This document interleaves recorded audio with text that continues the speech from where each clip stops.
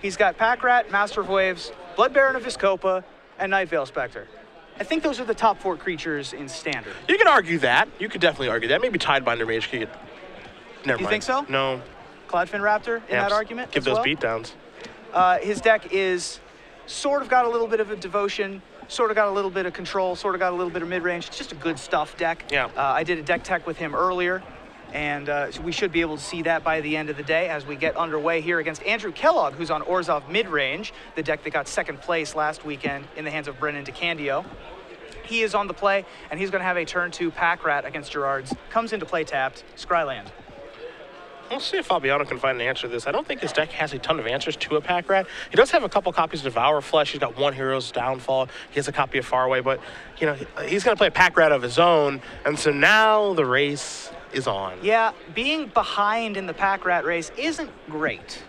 We saw it a little bit earlier. Yeah. Chris Van Meter played a little bit earlier. He had a turn 2 Pack Rat. His opponent had a turn 2 Pack Rat on the draw. And Van Meter had a Devour Flesh in his hand that he could cast, but he just, played his 3rd land, just activated Pack Rat every single turn of the game. And that was good enough to get it done, as the Pack Rat who is on the draw oftentimes is unable to get the job done. Yeah, you're going to need probably 2 kill spells in 1 turn. You're going to need 2 mana kill spells on turn 4, like a Farika's Cure plus Devour Flesh to be able to take care of it on the draw. We'll see if Gerard is able to take care of it here. Yeah, as Andrew Kellogg is going to activate the Pack Rat on turn 3. There's no guarantee that's even going to get it done either. That's the tough part, is when you're on the draw underneath the Pack Rat. I don't know if he has a card like Detention Sphere, which he does have 4 of those. It's kind of awkward to have to Detention Sphere your own Pack Rat away, but it's better than losing. Do what you got to do. Yeah. Yeah, Gerard does have a better chance of beating a Pack Rat versus Pack Rat draw on the draw because he has those 4 Detention Spheres. Unfortunately, it's also going to get rid of his own. No, that's not the first time that you're going to see Gerard nibbling on that hoodie. Yeah, that is not the face of a man who likes his spot. But it could be a tasty hoodie. It could be. So there's that. So Gerard does not have white mana just yet. That is the splash, however, so he doesn't really need it until he needs to drop Blood Baron or Elspeth or Detention Sphere, as we previously mentioned. And instead, he's going to go with Night Veil Spectre to try and fight the game on a different axis. This is going to be interesting to kind of watch here, if Night Veil Spectre, how much this is going to be able to actually change some things. A lot of the time, you just see the Pack Rat players just making Pack Rats, but I mean, as you mentioned, maybe he's just trying to take a different route to try to win the game. I don't know if he's going to be able to win the game unless he draws a Detention Sphere. That's the thing. Now, he might be lulling Kellogg into, discard a bunch, and I'll chump block a couple times, then, all right, D-Sphere, and you've discarded all your actual cards, and I can win the game. That might be, the strategy he's trying to employ here. It looks like he's going to throw this Pack Rat in front of one of those Pack Rats, the token, as a matter of fact. It feels like a Detention Sphere to me. Yeah, this feels like a Detention Sphere at this point. Andrew is going to discard one of his cards to make another Pack Rat, and possibly even activate a Mutavault, depending on if he has a Thoughtseize or not. He doesn't see the white mana out of Gerard's deck, so he certainly doesn't expect Detention Sphere on the next turn. Yeah, the one thing here is, Gerard's probably gotten a pretty big edge over the course of the day. If his opponent's not really having an idea what he does, his deck is kind of, off the cuff. He's got some weird cards in his deck that you wouldn't expect to see side by side. Again, Pack Rat and Master of Waves is a prime example of that. He's playing an Esper deck that doesn't have Sphinx's Revelation in it, which seems like you're breaking a rule. It's like a sin to not have Sphinx's Revelation when you have access to white and blue mana. But he's not playing those cards. He's sitting at 7-1, so it's obviously working for him. But I'm sure that over the course of this day, as he's playing against Kellogg, he might be able to set some traps that Kellogg walks into. Absolutely. I was asking Gerard why he wasn't playing Sphinx's Revelation, because it's not like Gerard doesn't like that card. Mm-hmm. He has played it a lot in his history with Return to Ravnica cards, and the argument is it doesn't play well with Pack Rat. You want to be playing your lands with Sphinx's Revelation. You don't want to be playing your lands with Pack Rat.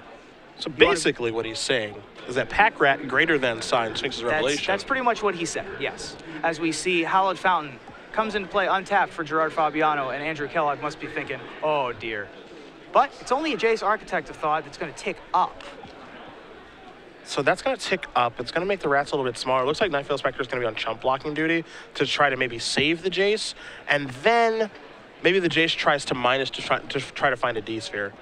It's an interesting line here by Gerard. He's definitely in some trouble. Yeah, the plus doesn't even necessarily save it, as those Pack Rats could theoretically be 5/5s this turn. So if he attacks all out on the Jace, it's not even going to save it. It will fog for a turn, though, which will give Gerard another draw step. I mean, there's confusion on our end on what he's up to. So what do you think Andrew's thinking right now? It's just like, okay, I don't understand that at all. You played Nightveil Spectre last turn, but you're not going to attack with it. And you have white mana in your deck, and you're playing a Jace, but you can't really save it. So what are you trying to do here, man? I don't understand. Andrew's decided he's done thinking and points at Gerard and says, these are coming at you, buddy. That's a good place to send some pack rats. So three 3/3s coming into the red zone. Currently 3/3s. They can go upwards of 5/5s this turn with those 2 Mutavaults but don't forget, in play. Jace's activation. Yep. So there'll be 4/5s if he does all of that. So right now, 3 2/3s coming in. Absolutely. So now they're about to become 3 4s, potentially 4 5s with the Mutavault activation. But I actually do like what Gerard is doing here. He's kind of making Andrew discard a lot of his cards. And then if he does rip off a Detention Sphere, maybe things are going to break the way he wants them to. Obviously, there's no guarantee of this. And I think he realizes he's in some trouble, so he has to get a little bit creative. Yep. And so it looks like Andrew is going to make them 4 5s. So Gerard will fall to 4 life as the Nightveil Spectre hits the graveyard. But if he does find a Detention Sphere, things completely shift around. All those pack rats go away, and Gerard still has a Jace in play if he's able to find the Detention Sphere. The big problem here, though, is that he does have 2 Mutavaults to contend with there and within the lands. And this is part of the reason that Mutavault is a great Magic card. Taps for mana, pumps out the pack rats, gets to attack later on in the course of the game. So while you might be from under the primary threat, which are the pack rats, the Mutavault is actually what's going to finish you off. And in this case, there's 2 of them. 2 of them means 4 life. And guess what Gerard's at? So he still has to find probably a 2-mana elimination spell as opposed to another pack rat for chump blocking duty, which I guess is an option. That's not really an ideal scenario. But it's going to be Detention Sphere and something else, not just a Detention Sphere, as he flips over the top of his deck to reveal not a Detention Sphere. That's a Nightveil Spectre, a Blood Baron of Vizkopa, and a comes into play tapped Scryland. It's very strange, Gerard's composition of his deck. And if I'm Andrew Kellogg here, assuming that I don't have a good idea of what Gerard's playing and all of those things, Gerard's going to go down to 2, he's going to play a Blood Baron and pass. Assuming I don't really have a great idea what my opponent's playing, I would be horribly confused right now. I would put my opponent on like an Esper control deck, but maybe starting Pack Rat and Nightveil Spectre to get an edge in the mirror or against mono black, and he's got Blood Barons, and I just don't know. Sure. Is what I would be thinking right now. I just don't know what he's up to and what he's doing. His deck is so weirdly composed, and the way that Gerard has played, it's like you're willing to just throw away your Pack Rat on turn 3? All right, I guess. Yeah, I think a lot of Gerard's edge today has come from, I don't know what's going on. See, Kellogg just discarded a Thoughtseize, and he was going to win this turn almost no matter what. I would have loved to fire that thing off. Let me see what's in your hand. Some more information. Yeah, what do you have in your hand? He'd see, I can't get a good look at what's in Fabiano's hand, but maybe it would glean some information about how he wants to sideboard here, because basically what he did that game is you saw a Pack Rat, a Nightveil Spectre, a Jace, and a Blood Baron, which are cards that could conceivably be in an Esper deck, even though this is not a traditional one. And all Kellogg did on his side is just play a Pack Rat and activate it every turn. So I'm going to be really interested to see how he sideboards in this game. Yep, Andrew Kellogg takes game 1 with 7/7 Pack Rats. Tough as guy. It turns out by the end of the game. Real tough guy. Drew a rat every turn. There you go. Must be nice. It's very nice when you're able to draw Goblin War Chiefs every turn. Yeah. Or actually, it's Goblin Marshals, or the ones that pump with no other ability, I guess. But why do we have to bring goblins into this? They're so bad now. Sorry. They're so just not good. If you have my token, you just rip it up. It's just not worth anything now. We can move on. All right. How about we move on to the sideboards? We're going to take a look at Gerard's sideboard first. He has access to Duress, Gainsay, Obzedat, Elspeth, Lifebane Zombie, Doomblade, Domestication, Supreme Verdict, and Glare of Heresy. I would almost certainly expect the Supreme Verdicts to come in, having seen a Blood Baron hit the graveyard as well, in addition to the Pack Rats, just have more outs to those not really unanswerable, but very difficult to deal with threats. I suppose Domestication's a possibility. I like it in this matchup. It depends on, how familiar Fabiano is with the Orzhov mid-range that they got second last weekend in Orlando, because you do have some targets in Pack Rat and Nightveil Spectre. Gerard also has access to Duress to be able to take care of random bits and pieces that might be able to take out Nightveil Spectres, but not exactly the sideboard that we typically see out of the mono black decks, for example, which have really hard-hitting sideboard cards in this matchup, like Dark Betrayal. Yeah. On Kellogg's side, now the thing about his deck list is, and this could maybe throw Fabiano for a loop depending on how well-informed he is on the format. When we think about black-white, this Orzhov mid-range deck, initially, now, we think of Brennan DeCandio's second place finish. Previously, we would think about the Grand Prix Dallas winning deck list, but it's kind of, what have you done for me lately? DeCandio getting second place last week, he's using the list that we've seen online a little bit, and if people are just kind of in a copy pasting mode, they're going to copy paste that list as opposed to the list from Dallas. The list that Kellogg is playing is much closer to the Dallas list because DeCandio was starting Nightveil Specters. Here, Kellogg is playing Pack Rat, Desecration Demon, and Blood Baron, and so there are no Nightveil Specters. So you mentioned Domestication, where, it would be kind of interesting. There will be 7 targets, 4 Pack Rats, and 3 Nightveil Specters. Well, that's not the case here. So actually, Domestication seems kind of poor. That being said, his sideboard, 3 Lifebane Zombies, 3 Obsidian Ghost Council, 2 Doomblade, 2 Dark Betrayal, 2 copies of Duress, and then a couple one-ofs in Sin Collector, Glare of Heresy, and a Ratchet Bomb. Now, this is where things get a little more interesting, too, because Kellogg has 15 cards to kind of assess against a deck where he really, again, does not have a great idea of what he's playing against. So I feel like he's going to do some very general sideboarding of, okay, what cards do I think are good against this mishmash of cards my opponent's playing? I think Obsidat's going to fit right in there. I think that Dark Betrayal is going to fit right in there because he saw Pack Rat and Nightveil Specter. Obviously he can't target Jace, can't target Blood Baron, but it's probably good enough. I think I wouldn't be surprised to see either Duress and or Sin Collector come in here because you don't really know what your opponent's up to. You think you have a pretty good idea, but at the same time, Gerard's deck is very strange, as you guys will see during our deck tech later today. It's not your usual Esper deck. Glare of Heresy would almost automatically come in had he drawn that Detention Sphere. Now it probably rides the pine. Yeah, same with the Ratchet Bomb. Yes. So, we'll see what happens with the sideboarding again, because in tournaments, and you've played a lot of them as if I have, so most people at home, when you're at the top tables of tournament, you start to look around. Yeah. Okay, I know who Gerard Fabiano is. Let me take a little look-ski-poo of what he's up to over here. So you don't know if Kellogg has been watching a match from Gerard's when he finished early after pack-ratting someone, and he says, "Oh, a Detention Sphere. If I get paired against him, he's 7-1. I guess I'll bring that Glare in." So it's going to be very telling, if we do see Glare come in when he didn't see any white cards, or if we see Ratchet Bomb come in, even though there's not really a great reason to bring it in this matchup, and see how he does sideboard. Yeah, Gerard did pick up an early loss in this tournament, and Andrew is 7-0-1, as you see in the records. So he was probably not sitting near Gerard for the beginning of this tournament. Yeah, but at the same time, Gerard Fabiano is a big Magic personality. Of course. He's moving up the ranks after an early loss. He's, 4-1, he's 5-1, he's 6-1. All right, I guess I'll, I finished my match early. I'll take a look at what Gerard Fabiano's up to, and you can glean a little bit of information that way. Again, I wouldn't be surprised, and I'm looking a little ahead in the future. Let's say Fabiano wins this game through whatever means he wins the game with. I wouldn't be surprised to see Kellogg go immediately back to his sideboard and say, all right, I misidentified what he was up to. Let me change this. Gerard Fabiano leads with Temple of Deceit and Scries to the bottom. Andrew Kellogg leads with Temple of Silence and Scries to the bottom as well. Gerard Fabiano, let's see if he has the turn 2 Pack Rat to be able to apply some pressure. Put the shoe on the other foot, as it were.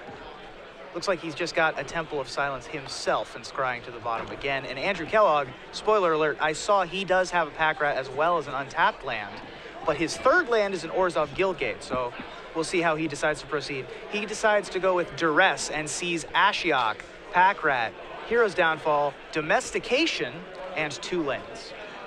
Yeah, see, that's what are you supposed to do? Yeah, when you see what do you that do like here? that with Duress? I mean, you can take an Ashiok, you can make a sound argument for that. You can take Hero's Downfall if there's something you want to protect. You can take Domestication because you have a Pack Rat in your hand. He's going to take Ashiok. He obviously can't take Pack Rat, but he better have an answer to a Pack Rat that's going to be coming likely this turn.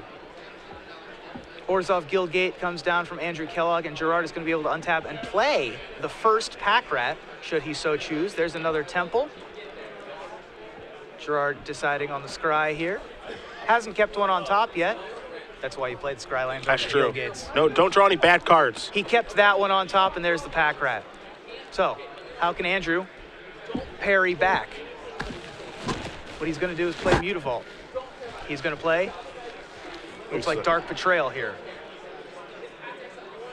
Yeah, Taking down the Pack Rat. It's a good choice. And also, Oh, he's just going to No, pass he can't. here. See, he can't play Pack Rat because even though Fabiano doesn't have another blue mana, the domestication kind of blows all this up. So, it's a situation where I'm not convinced that domestication is particularly good in this matchup again because it only has 4 targets, but the targets with it are very, very good, obviously, in Pack Rat. So much so that Kellogg was just like, I can't play it, go. He also has 2 copies of that Pack Rat in his hand, and instead he's going to go with Lifebane Zombie on his next turn, not seeing a target. In fact, the only targets for Lifebane Zombie in Gerard's deck are 3 copies of Blood Baron of Viscopa, which are very good against his deck, but there's only 3 of them in the deck. This is what we like to call the misinformation game that Gerard is playing because his deck is so strange and so unique, you can get a real edge. Now, let's just say, again, looking ahead in the future, that Gerard makes a top 8 and players have access to each other's deck list. Well, I think the game changes a lot then about what's going on. Looks like Fabiano's drawn another copy of Pack Rat here with the necessary 3 mana up, so things are going pretty good here for Gerard. Yep, and he's also got the Night Veil Spectre for the card advantage unit engine off of Andrew's deck, and he can cast all the spells that are in Andrew's deck in addition to playing the Swamps, which he did on the last turn. In comes Lifebane Zombie, tempting Gerard to block so that he can make another token and use his kill spell to sort of 2-for-1 himself to get it off the board, but that's never going to happen. I would just take 3. Yeah, as would I. Yeah.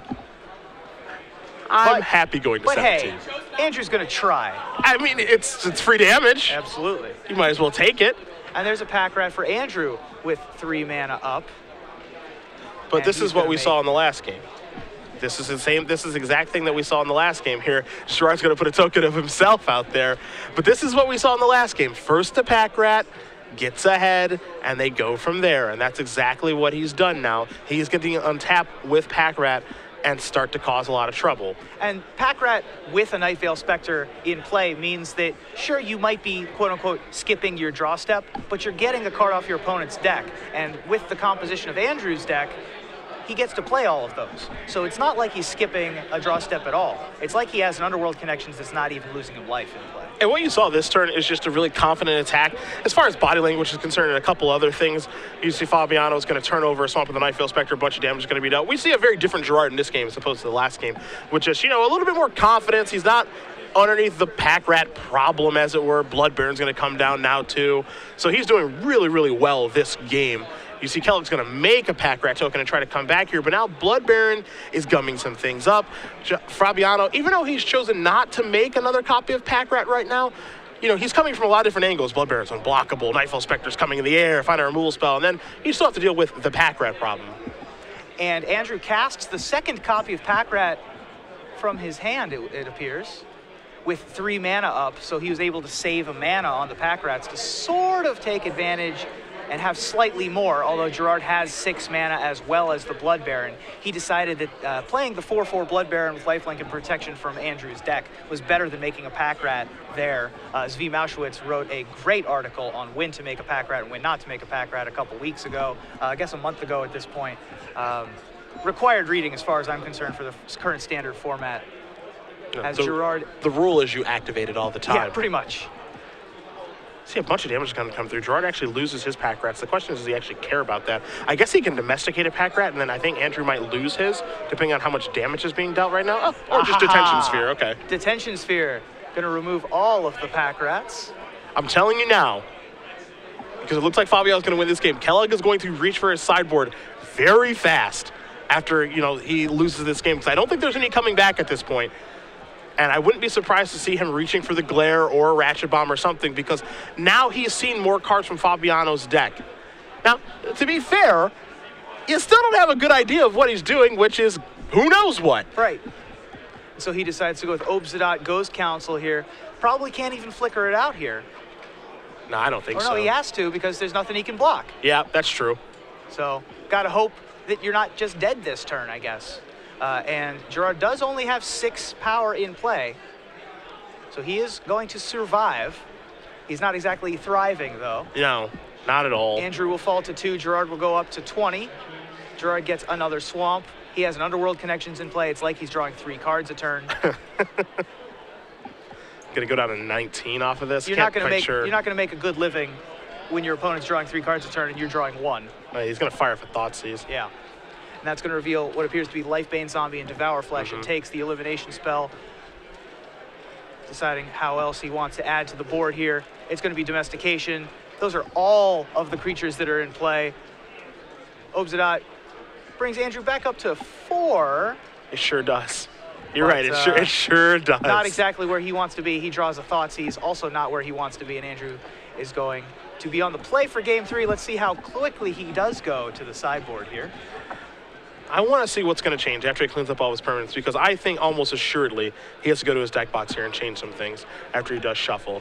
Absolutely. Andrew Kellogg, by the way, he's a local Columbus area player. I remember him from back in my PTQ days in the area. He used to play at the same comic book shop in town, Comic Town, up on Morse Road. Okay. He's a very solid player. Doesn't have a ton of high-level SCG Open or Grand Prix finishes, but he's as you know, in the Midwest, the Magic players are very solid. He's just a solid, good area player.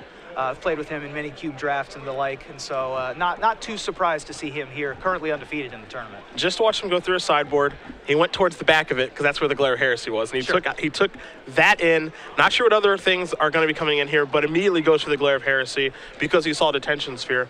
But here's the tough thing: we looked at Andrew's sideboard again. 3 Lifebane Zombie, 2 Doomblade, 3 Obsidian, 2 Dark Betrayal, 2 Duress, 1 Sin Collector, 1 Glare of Heresy, and 1 Ratchet Bomb.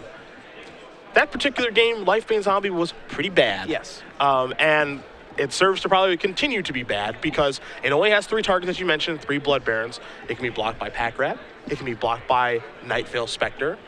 Now, of course, it can't be blocked by Master of Waves, but who's to say Master of Waves is still in the deck? It can be taken by Domestication. Not the best target, but when worst comes to worst and you have to do it, you do. So I don't think Lifebane Zombie is going to be great in this particular matchup. We'll see if he's going to leave it in. Doomblade, very poor, but he hasn't seen Master of Waves. Had he seen Master of Waves, maybe he leaves that kind of card in or sideboards it in. How good is Obsidian now that he knows what Gerard's deck is up to? Probably still okay. Still a really good card. Dark Betrayal, still good, obviously, but it only has 2 copies of those, where we've seen a lot of decks playing 3 or 4 of that card. The 2 Duress I still think are good because this card's good against Gerard's deck. Sin Collector is okay. It's not that exciting. Glare of Heresy is much better now. The Detention Sphere is coming. I think you can say the same about Ratchet Bomb. But the point I'm trying to make here is that sideboarding against a deck like this where, Gerard is playing a lot of different spells. You're not sure what his deck really is. Because a lot of the times when you're playing Magic, especially high-level Magic, when you play against an opponent, let's say, Ruben, you and I are playing, and I sit across from you and you play Temple of Silence and a Temple of the Sea. My brain's going to go, Esper. Esper control, let's do this. And that's not what Fabiano's doing. And so what your brain does is it identifies a deck, and then you play in such a way that, okay, I have played against this deck before in my testing. I've played against Esper control. It's not that tough of a matchup. I do these things and I win. And that's not actually the truth. And so this can actually come back to hurt you, and it's how Fabiano, again, may have got an edge over the course of the day as people are just like, he's playing an Esper deck. I'll bring in Gainsay for your Revelations or whatever. And it's like, oh, okay, sure, that doesn't do anything. Right. And I don't know, maybe if Kellogg in the last game probably just sideboard like he was playing against a normal Esper deck or not. Again, he's going to sideboard in a very weird fashion because I don't think there is a correct way to sideboard against Fabiano's deck because there's a different range of things going on. You can't sideboard against a deck in, I think, an appropriate way that has access to Pack Rat, Spectre, Blood Baron, and Ashiok. Those are a wide range of cards that do a very different thing and have a very different impact on the game. Absolutely. This is an area where Brad Nelson thrives. Yes. When he was talking about the Naya control deck and people would bring in Lifebane Zombies against him, and he'd reveal his hand of Anger of the Gods, Advent of the Worm, Elspeth, and then they'd go, oh no, what have I done? Yeah, I have no creatures, and I can kill that whenever I want to. Absolutely, as we see Andrew Kellogg lead off with an Orzhov Guildgate. Shout out to Brian Brown Duin for the Orzhov Guildgate there. BBD, that's for you. There you go. Gerard Fabiano deciding how he wants to go on his turn 1. Looks like he has a Watery Grave. I'm thinking that maybe he wants to Watery Grave into Thoughtseize to take out potential Pack Rats. Yeah, I mean, depending on the contents. 16 is the thing. But here's the thing. He is going to do it. Thoughtseize is that good. It is. That you can afford to take 4 points of damage. And Pack Rat is also that good. Yeah. That he needs to get rid of it. As we see Last Breath, oh, Duress, boy. Pack Rat. However, Blood Baron of Viscopa and another land. But that land comes into play tapped. It does. And so Gerard is going to have another turn to be able to deal with Pack Rat. He does have a lot of ways to deal with Pack Rat after sideboard with the Supreme Verdicts and the Detention Spheres and Thoughtseize and his own versions of Pack Rat. Now, this is actually really tough here because depending on the contents of Gerard's hand, and he's going to write this hand down, let's take a look at the contents here. You've got a Duress that can actually give away Fabiano's hand, and maybe he's sandbagging a Detention Sphere or a Supreme Verdict from the sideboard that we don't know about, a pinpoint removal spell, what have you, that he wants to trap Andrew with. He has a Last Breath. Now, if Fabiano has a Pack Rat or a Night Veil Spectre, he'd like to take that Last Breath, ideally. There's 2 copies of Pack Rat. If Fabiano has 1 removal spell, you probably just want to take the other Pack Rat. The one card you don't really care about here is Blood Baron, and obviously you can't take the land. So of those 4 cards, double Pack Rat, Duress, and Last Breath, whichever card you take makes the game go in a certain course. And, you'd like to just continue having the game go that way. You obviously can't stop the top of the deck, but by taking a card, you're making a pretty loud announcement of how you want the game to go and maybe what's in your hand. Absolutely. Gerard's deck has a lot of different angles, and which card he takes is going to dictate what angle he's going to take, and he's going to take one of those Pack Rats to be able to make sure that Andrew doesn't have a source of aggression on his side of the board. Andrew finds the second untapped land on top of his deck, a Swamp. Now, okay, this is interesting because this isn't the end of the world if you're Fabiano, depending on what your hand is, because Fabiano is going to see the Swamp come into play, so here's Pack Rat. All right, that's fine. I know that your third land's coming into play tapped, or at least I believe that it is right now because I know you have Temple of Silence. So the fact that you drew 1 untapped land, yeah, that's like kind of annoying, but at the same time, you have to draw back-to-back untapped lands for me to like get punished here. Absolutely. And Gerard has a Devour Flesh in his hand, which he is going to use here. Okay, I like this. So, by taking that first Pack Rat, it was a pretty loud signal that Gerard had a removal spell for the second Pack Rat, and it would have been an untapped land. Absolutely, yeah. And there's a Duress to see Pack Rat, Night Veil Spectre, and what appears to be 3 lands. Yep, 2 Temple Silences and a Hallowed Fountain. So Andrew is going to be able to take the Pack Rat advantage here if he so chooses, especially because he has Last Breath in his hand as well. Yep. He does have 15 coming to play untapped lands, counting those Godless Shrines, so it's not too surprising to see that. But Andrew's going to elect to not play the Pack Rat here. Well, his Pack Rat got taken by Thoughtseize earlier. I thought he didn't have 2? Pack Rat got taken by Thoughtseize, Devour Flesh killed the other one. That's right, so he doesn't have the Pack Rat here, but he does have the Last Breath. Playing the land untapped sort of shows that that he's planning on doing that and that he didn't draw another one. So now Pack Rat's going to come in. It's obviously going to die to Last Breath. They're going to trade resources. So it's not going to be a Pack Rat game. Now it's going to be a different game about card advantage. And, we might see this game be about Night Veil Spectre. Now, Andrew is actually drawing quite well here because the fact that he's drawn running lands off the top of his deck coming into play untapped, and now the Temple of Silence that he's had since the opening turns of the game, now he's only 1 land away from the Blood Baron that was in his hand from the Thoughtseize. And I said that the Blood Baron didn't matter in his hand, and realistically it really didn't. But all of a sudden, because he's drawn all of these lands off the top of his deck, now it's going to end up mattering a lot. And I can only imagine that Blood Baron is quite good against Fabiano's deck. Yeah. He did just draw a Supreme Verdict just recently, however, and so Gerard does have an answer to 1 copy of Blood Baron. There are more than 1 copy of Blood Baron in Andrew's deck. He has 4, and I think he drew a second. And so Gerard plays the Temple of Silence and attacks with the Mutavault, doesn't have the third black or blue mana to be able to play the Night Veil Spectre as Blood Baron of Vizkopa comes into play on turn 5. Now, Fabiano does have outs to this card, and he's going to use the Supreme Verdict to take care of the first one. And this is really difficult, too, because for Fabiano, he's obviously going to be frustrated because now another Blood Baron is going to show up. And chances are, if Fabiano doesn't cast that first Supreme Verdict, I think there's a very high likelihood that he just plays. Is this an Elspeth? Jeez, that's insane. Yeah, Elspeth's going to take care of the Blood Baron. Great one. I was going to say there's a really good chance that he could have trapped him with the Supreme Verdict and get 2 Blood Barons for 1, but that Elspeth was actually insane there for Fabiano. Absolutely. A card that obviously Kellogg has never seen yet. Yeah, how could you plan for that after basically not seeing white mana game 1? Fabiano coming in with this Mutavault, frisque. Yeah, a little bit. Coming in, baiting that Pack Rat to try and trade with the Mutavault, which he's basically fine with at this point. Gerard's going to make 3 dudes here. There's quite the lineup he has there. A bevy of tokens. We're going to give him some soldiers in a minute, but a bevy of tokens he's showing off here with Gab Nassif and Reed Duke. Yep. Those are 2 Gabe Nassif tokens from different printings of the pro player cards. As he uses those for 1/1 soldiers to be able to stymie the Pack Rats for a good long while, I would say, leaving up 4 mana for whatever removal spell he happens to have in his hand. And so there are some soldier tokens here. And we'll pass the turn back in just a moment after a Watery Grave, and now a Night Veil Spectre comes into play. getting not only presence on the board, but also card advantage. Yeah, now he's coming in the air. Of course, he can cast whatever spells, and Dark Betrayer is going to take care of the Spectre. So now Kellogg is cardless, and all he has is a pack rat versus an Elspeth, and I think we know who wins this battle a high percentage of the time. If you're Kellogg, you got to draw a Hero's Downfall, like right now. Yep. Hero's Downfall, possibly a third Blood Baron is going to do it, but not really, although there it is. Yeah, I mean, that's fine, but I mean, your soldier tokens are pretty good.